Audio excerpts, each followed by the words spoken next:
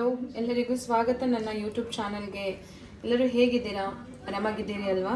ನೋಡಿ, ನಾನು ಇವತ್ತೊಂದು ಕ್ವಿಕ್ಕಾಗಿ ಎಗ್ ಬ್ರೋಕ್ಲಿ ಸ್ಯಾಂಡ್ವಿಚ್ ತೋರಿಸ್ತಿದ್ದೀನಿ ನಾನಿವತ್ತು. ಅದಕ್ಕೆ ನಾನು ಇಲ್ಲಿ ಒಂದು 6 ಪೀಸಷ್ಟು ನಾನು ಬ್ರೆಡ್ ತೊಗೊಂಡಿದ್ದೀನಿ, 4 ಮೊಟ್ಟೆ ತೊಗೊಂಡಿದ್ದೀನಿ, ಅರ್ಧ ಗ್ಲಾಸಷ್ಟು ಹಾಲು, ಆಮೇಲೆ ಟೋಸ್ಟ್ ಮಾಡೋದಕ್ಕೆ ಬೆಣ್ಣೆ ತೊಗೊಂಡಿದ್ದೀನಿ. ಹಾಲೆಗೆ 1 ಸ್ಪೂನ್ ಜೀರಿಗೆ ಪುಡಿ, 1 spoon chat masala, 1 spoon garam masala, 1 spoon ಖಾರದ ಪುಡಿ.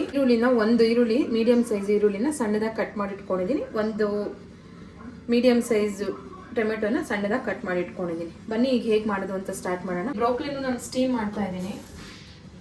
ಬ್ರೋಕ್ಲಿನೂ ಸ್ವಲ್ಪ ಸಣ್ಣದಾಗಿ ಕಟ್ ಮಾಡಿ ಹಾಕೋಣ ಅಂದ್ಬಿಟ್ಟು ನಾನು ಇದು ಫಸ್ಟ್ ಸ್ಟೀಮ್ ಆಗಲಿ, ಆಮೇಲೆ ನಾನು ತೋರಿಸ್ತೀನಿ ಸ್ಯಾಂಡ್ವಿಚ್ ಮಾಡಿ.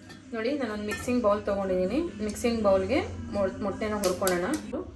ಹಾಲು ಹಾಕ್ಕೋಬೇಕು, ಹಾಕ್ಕೊಂಡು ಚೆನ್ನಾಗಿ ಈ ಥರ ಮಿಕ್ಸ್ ಮಾಡ್ಕೋಬೇಕು. ಮಸಾಲೆಗಳು ತೊಗೊಂಡಿರ್ತೀರಲ್ಲ ಅದನ್ನೆಲ್ಲ ಹಾಕ್ಬಿಡೋಣ. ಚೆನ್ನಾಗಿ ಮಿಕ್ಸ್ ಮಾಡ್ಕೋಬೇಕು. ಬ್ರೋಕ್ಲಿ ಇದೆ ಅಲ್ಲ, ಬ್ರೋಕ್ಲಿನ ಹಾಕ್ಕೋಬೇಕು. ಸಣ್ಣಗೆ ಹಚ್ಚಿರೋ ಈರುಳ್ಳಿ ಹಾಕ್ಕೋಬೇಕು. ಆಮೇಲೆ ಸಣ್ಣಗೆ ಹಚ್ಚಿರೋ ಟೊಮೆಟೊ. ರುಚಿಗೆ ತಕ್ಕಷ್ಟು ಉಪ್ಪು ಹಾಕ್ಕೋಬೇಕು. ನಾನಿಲ್ಲಿ 1.5 ಸ್ಪೂನಷ್ಟು ಹಾಕ್ಕೋತಾ ಇದ್ದೀನಿ. ಚೆನ್ನಾಗಿ ಮಿಕ್ಸ್ ಮಾಡ್ಕೋಬೇಕು. ನಾನು ಗ್ರಿಲ್ ಪ್ಯಾನಲ್ಲಿ ಬೆಣ್ಣೆ ಹಾಕ್ಕೊಂಡಿದ್ದೀನಿ. 1 ಸ್ಪೂನಷ್ಟು ಮೀಡಿಯಮ್ ಫ್ಲೇಮಲ್ಲಿ ಇಟ್ಕೊಳ್ಳಿ, ಫುಲ್ಲು ಕಡಿಮೆ ಮಾಡಿಬಿಡಿ. 2 ಕಡೆನೂ ಟೋಸ್ಟ್ ಮಾಡಬೇಕು. ಟೋಸ್ಟ್ ಆಗಿದೆ. ಈಗ ಇದ್ರ ಮೇಲೆ ಹಾಕಬೇಕು. 2 ಕಡೆನೂ ನಿಧಾನಕ್ಕೆ ಇದನ್ನು ತಿರುಗಿಸ್ಕೋಬೇಕು.